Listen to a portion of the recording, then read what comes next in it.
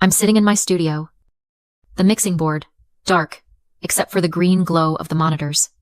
My phone buzzes on the console. Sharp against the wood. It's an alert from my bank's legal portal. A loan agreement is waiting for my review. My biological parents, Cynthia and Mark, are demanding I co-sign. 16 years after they divided my siblings like assets, my parents returned. Not for an apology, but for my signature. They don't know the girl they abandoned to. The state now understands contracts better than they ever will. Tonight, I am finally ready to say no. Have you ever been the one who was just left out? Let me know your story down in the comments. And I'd love to know where you're listening from. I was 15. I was sitting on my bedroom floor, my back pressed against the wood, trying to become invisible. In my lap, I held a small, cheap cassette player. I was listening to an old tape. The volume turned down so low, I had to press the foam headphone against my ear. It was a recording of me and my brother, Leo. He was 10, and I was trying to teach him a guitar chord.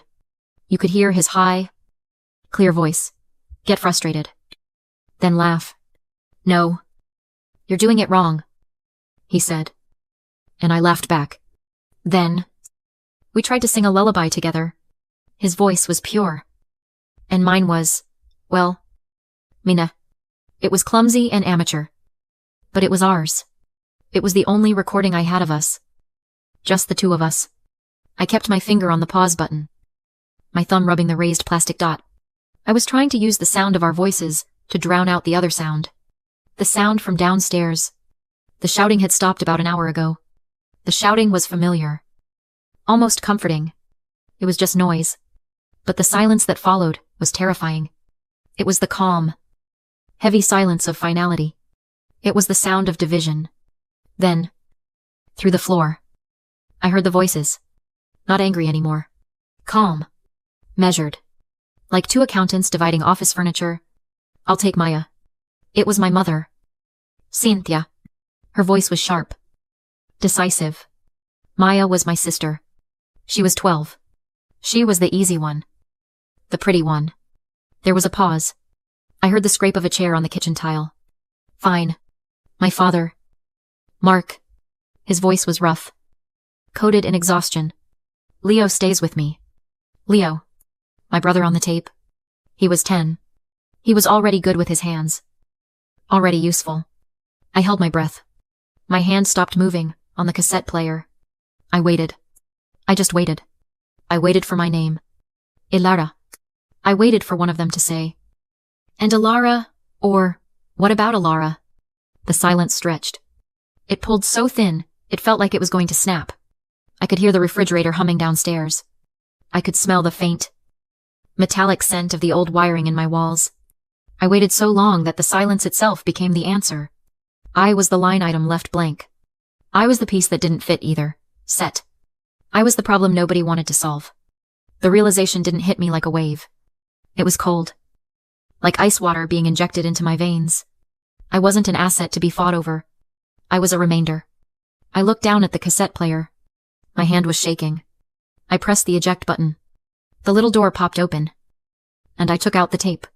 The simple black plastic object, the sound of our voices, trapped on a thin, brown ribbon. This was the moment my life split in two. The moment I was left behind. The juvenile court was not a place for children. It was a place for files. The room smelled like old paper and the industrial floor polish they used to try and scrub away the misery. The fluorescent lights hummed, casting a sick, yellow glow on the dark wood benches. I wasn't Ilara. I was Case 749B. A judge. A woman who looked like she hadn't smiled in a decade. Read from a file. My file? She didn't look at me. "Pending placement?" she said. Her voice a monotone. "Temporary custody is granted to the state." My caseworker, Yenna, a woman with kind but tired eyes, put a hand on my shoulder. "It's time to go, Ilara." I stood up. My legs felt like they were filled with sand. I looked for my mother. My father. They weren't there. They had already signed the papers. They had already left. As I followed Jenna out into the hallway, the strap of my backpack, the one holding my cassette player, snagged on the armrest of the bench. I was pulled back for a second. There was a sharp, terrible snap. I looked down. The cassette player had fallen out. The little door was open. The tape, my tape, with Leo's voice, was still inside. But the brown magnetic ribbon, the part that held the sound, had snagged on the metal hinge and snapped. A long, tangled loop of it was pulled out, crumpled and broken. All the sound, all the laughter, was just a useless piece of plastic ribbon on a dirty floor. Jenna gently unhooked it. "Oh, honey," she whispered. She tried to wind it back in, but it was too late. The break was clean. She handed me the broken tape, and I just held it in my palm, the symbol of my past, shattered. My first placement was a house run by a woman named Sharon. It wasn't a home. It was a museum of silence. Sharon's house was sterile. The carpets were a pale, spotless beige. The walls were white. There were no pictures. The air smelled like bleach and unscented dryer sheets. "We have rules here," Sharon said on the first day. Her voice was a dry whisper, as if even she was afraid of making too much noise. "We believe in quiet contemplation." The main rule was posted on the refrigerator, right above a chart for chores. No music, no loud noises, no disturbances. My broken cassette tape, which I kept in my pocket, felt like a bomb. The one piece of sound I had left was illegal in this house. I was given a bed in a small room I shared with 2 other girls who had also learned to be quiet. We moved like ghosts. We whispered. We learned to put our feet down heel to toe to make the floorboards creak less. We learned to close doors by turning the knob, clicking the latch softly into place, and then releasing. The silence was the point. It was an oppressive, heavy blanket. It wasn't peaceful. It was the silence of people who are terrified of taking up space. I would sit on my bed, holding the broken cassette, my fingers tracing the snapped ends of the ribbon. I was an object with no sound. Living in a house with no sound. I was case 749B. I was invisible, and the silence was the proof. I didn't last long at Sharon's. The silence and the beige walls started to blur together. One day, Jenna was back. Her car, waiting at the curb. "Not a good fit," she said, her voice neutral. As I got in, she didn't apologize. It was just a logistical fact. "I'm taking you somewhere else." We drove to a different part of the city, one where the houses were older and crowded together, covered in murals. We pulled up to a wide, slightly ramshackle house. Music, a loud, messy bass line was thumping from an open second-floor window. The front door was painted bright purple. A sign was nailed to it, hand-painted, the Echo Park Music Guild. Yana said, but she was smiling a little. "It's a lot," she warned me. "But it's not Kiet." The door was opened by a woman with a cloud of wild gray hair and a guitar pick earring. This was Rebecca. She was all warmth and motion, pulling me into a hug that smelled like coffee and patchouli. "You must be Alara. We've got a spot for you." "Samuel." "She's here." The house was chaos. Instruments were everywhere. A violin case on the stairs. A keyboard on the dining room table. Kids were arguing, laughing, and practicing in 3 different rooms. It was the loudest place I had ever been. It was terrifying. It was wonderful. "What's that you've got?" Rebecca asked, pointing to my hand. I'd been clutching the broken cassette tape without even realizing it. The brown ribbon was sticking out. At Sharon's, I would have hidden it. I held it out, expecting her to take it away. To tell me it was against the rules? Rebecca just tilted her head. "Oh, that's a clean snap. That's fixable." She looked past me, her voice booming. "Samuel, get out here." A man emerged from the basement. He was the opposite of Rebecca. He was tall, dressed in a black t-shirt, and had the most serious, grumpy face I'd ever seen. This was Samuel. He was, I would learn, a professional sound engineer who had worked with everyone in the 90s. What he grumbled. "She's got a broken tape," Rebecca said. As if this was a normal introduction. Samuel looked at me, then at the cassette in my hand. He let out a long, suffering sigh. He motioned with his head. Bring it, he said, and turned back toward the basement.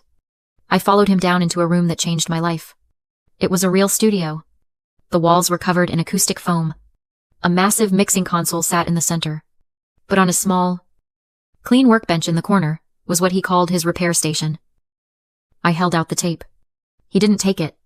The first thing you learn, he said, his voice a low rumble, is that you never throw away the master. Everything else is a copy. This is your master. You have to respect it. He showed me how to gently pull more of the ribbon out. He pointed to the break. You don't fix this with cheap plastic. You fix it right. He pulled out a small roll of what looked like silver foil. Splicing tape. He said, it's professional. It's precise. He showed me how to lay the two broken ends of the magnetic ribbon, perfectly flat, side by side, on a small metal block. You don't overlap them, he said. You meet them exactly. You make the break as clean as possible. Then, with the precision of a surgeon, he cut a tiny, perfect piece of the silver tape and laid it over the seam. He pressed it down. He showed me how to wind the tape back into the cassette. The small silver patch gleaming under the single light. He put the cassette in an old player on his bench and pressed play. I heard the hiss. I heard my own laugh. I heard Leo's voice. No. You're doing it wrong. The sound was clear. It hadn't skipped. The break was still there. But the silver tape had bridged it. It was stronger. Samuel looked at me. That, he said, is the art of splicing. Now you know how to do it. Don't break it again. It was the first day of my new life. Years passed. My life was built. Not inherited. I am 31 years old. I am the adopted daughter of Rebecca and Samuel. The two people who didn't just give me a home. They gave me the tools to build my own. I took what Samuel taught me, the art of splicing, of healing the break, and I turned it into a career. I'm a professional sound engineer. But my real work, my life's work, is a non-profit I founded called Spliced Stories. We use the Guild's resources to teach kids in the system, kids like I was, how to record, edit, and score their own lives, how to find their own voice in the silence. I was finally balanced. The past was an archive, a story I had spliced and put on a shelf. Then the ghosts returned. The first was my mother, Cynthia. She found me online. The email was hesitant, full of small talk I didn't recognize. Then came the call. Her voice was thin, nervous. She was on her third husband, she said. A man who had hit a patch of bad luck. The bad luck was gambling debts. $85,000 of it. He just needs a fresh start. Elara, she'd said, her voice turning familiar. Persuasive. The bank just needs a co-signer. Just a signature. For your mother. I told her I would have my lawyer review the terms. The silence on the other end of the line was cold. Days later, my father, Mark, appeared. He didn't call. He showed up at the guild, unannounced, wearing a suit that was trying too hard. He smelled like cheap cologne and false confidence. He didn't ask about me. He didn't ask about my life. He'd seen an article about Splice Stories and the grants we had received. He pitched me. That's the only word for it. He had a new events company. He wanted to partner. He proposed that my non-profit, Splice Stories, would subcontract his company to handle all our community showcases. He slid a piece of paper across the table in the guild's kitchen. I read the proposal. It was a fraudulent contract designed to let him siphon $150,000 of our grant money into his pocket for consulting fees. It's a win-win, Elara, he said, smiling. Like we were strangers. Like we weren't. We keep the money in the family. 16 years of silence, and they both returned in the same week. Not for me, but for what I had. Not for a daughter, but for a cosigner. Not for a reunion, but for an asset. Tonight was the debut of my first audiovisual installation. It was a piece built from the ground up. A soundscape woven from hundreds of repaired, spliced, and remixed audio fragments from the guild's archives. It was my story, told in sound. Before the doors opened, Samuel, My adoptive father, the gruff engineer who first taught me how to splice, was helping me check the final levels. He was quiet, but I could feel his pride. It was a tangible thing. He tapped a photo I had pinned to the wall. A picture of Mark, from the 90 seconds I'd found online. You know, he said, his voice a low rumble. I knew him. Back in the day? I turned. Stunned. What? Oh yeah. Mark. Your biological father. He said, testing the words. He was the most brilliant guitarist I'd ever seen. Absolutely brilliant. Had a record deal on the table. And he just threw it all away. Walked out on his band. On his career. On everything. I never understood it. Never understood a man who would just walk away from his own sound. He looked at me. His eyes sharp. Until now. He clapped me on the shoulder. Your sound is clean. Go on. Show 'em. The show was a blur. The installation was a success. People were moved. They were crying. They were coming up to me, grasping my hands, telling me they felt it. After the applause, one of the venue managers, looking stressed, touched my arm. Elara, there are some people waiting for you. In the green room. They said it was urgent. The warmth of the show vanished. I knew who it was. The urgent demands. The loan. The fraudulent contract. I walked down the concrete hallway. The echo of my own footsteps sounding too loud. I pushed open the heavy door. It was a setup. Apathetic. Desperat. Ambush. Cynthia and Mark were there. They weren't alone. They had brought their team. Cynthia had a nervous-looking man in a cheap suit. His briefcase open. Mark had the partner from his fake events company. They were trying to look like a professional delegation. They just looked like sharks. Elara. My father started. His voice full of that fake, booming confidence. Good show. Very artistic. Now, we just need to finalize this paperwork. My mother, Cynthia, pushed a stack of papers across the table. The $85,000 loan agreement. Mark slid his fraudulent $150,000 contract right next to it. A pen was placed neatly on top. We just need your signature, Cynthia said. Her voice a tight, demanding whine. On both. Let's get this done. Elara. I stood there, looking at the two demands. Two parasites. Trying to attach themselves to the life I had built. I didn't say anything. I just reached into my bag. I pulled out the cassette tape. The one I'd had since I was 15. The one with Leo's voice. The one that had snapped in the courthouse. The one Samuel had taught me to repair. The shining silver splicing tape. The professional tape that bridged the break. Gleamed under the harsh fluorescent lights. I held it for a beat. Then, I placed it directly on top of their contracts. What is this? Mark snapped. This, I said. My voice, key it. But it cut through the room. This is my answer. Cynthia stared at it. Her face, a mask of brittle confidence. Just broke. All the performance. All the entitlement. Just shattered. No. She whispered. Her voice cracking. No. You don't understand. You have to. I did it for you. It was the last pathetic excuse. The one she'd been saving? I left you because you were the strong one, she cried. The tears finally coming. Maya. Leo. They needed me. They were fragile. But you were always so tough. You were strong. I knew you would be okay. I just looked at her. I felt the old ice water of the courthouse. That old silence. But this time, it wasn't fear. It was clarity. Strong. I repeated. I almost laughed. That is the word you use. The alibi. The story you tell yourself, so you can sleep. I stepped toward the table.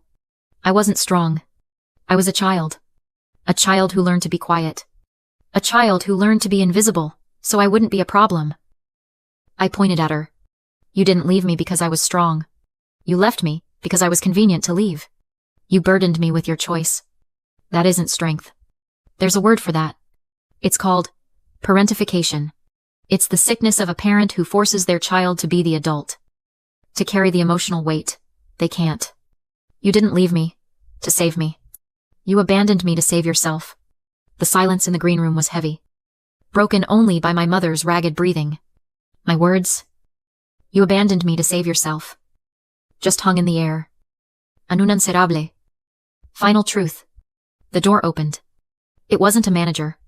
It was Leo. My brother. The boy from the lullaby. Now a man I barely knew. With the same eyes I saw in the mirror. My mother, Cynthia, made a small, hopeful sound. A gasp. As if a new actor had just walked on stage to save her scene. My father, Mark, straightened up. A flicker of his old salesman confidence returning. Ready to claim his son. Leo didn't look at either of them. He walked past Mark's desperate, welcoming posture. He walked past Cynthia's outstretched hand. He walked straight to me. And he stood at my side. Shoulder to shoulder. He looked at our biological parents. And his face was just done. That was it. That was the final emotional checkmate. The one piece of the past they thought they still owned had just walked across the room and stood with the remainder. Mark, the brilliant guitarist who threw everything away, just deflated. He saw his son. He saw me. And he saw there was nothing left to leverage. He grabbed his fraudulent contracts from the table. His movements jerky and angry. And he walked out of the room. He didn't say goodbye. Cynthia stared. Her mouth open. She looked at me. Then at Leo. Then back at me. As if searching for one last button to push. One last string to pull. There were none. Just two adults, who were no longer her quiet, convenient children. She got up. Her movements stiff and old. And followed him out. The door clicked shut. And the silence that was left was, for the first time, peaceful. Later, I was alone in my studio. The lights were low. The hum of the equipment was the only sound. My sound. I was holding the cassette. The black plastic. The faded, handwritten label. And the small, shining piece of silver splicing tape that held the two broken ends of the ribbon together. The lullaby. The break. The repair. I looked at it for a long time. It wasn't a wound anymore. It wasn't a ghost. It was a document. A master recording of a life. I turned to my professional archive. The rows of shelves where I kept my work. I took a new, clean archival box. I placed the cassette inside. I printed a label. Elara. Lullaby. Master. I slid the box onto the shelf. Right between a restored symphony and a modern soundscape. It was filed. The break was healed. The past was no longer an emergency. It was just a part of the score. We are taught that blood is supposed to be unconditional. That family is a bond you can never, ever break. But I learned that some bonds aren't made of love. They're made of guilt. They're made of obligation. And holding on to a toxic tie isn't loyalty. It's just agreeing to be poisoned. Over and over. Choosing to let go. Choosing to say that final, no, isn't an act of revenge. It's not about hate. It's an act of liberation. It is the moment you stop letting their story define your future. It's the